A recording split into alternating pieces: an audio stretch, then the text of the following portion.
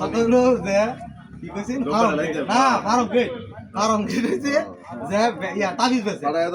কেন তাবিজ বেছে তাবিজ যাবি বেছে এটা বাদ তাবিজ বেচতেছে পরে কিসে হাত দিলে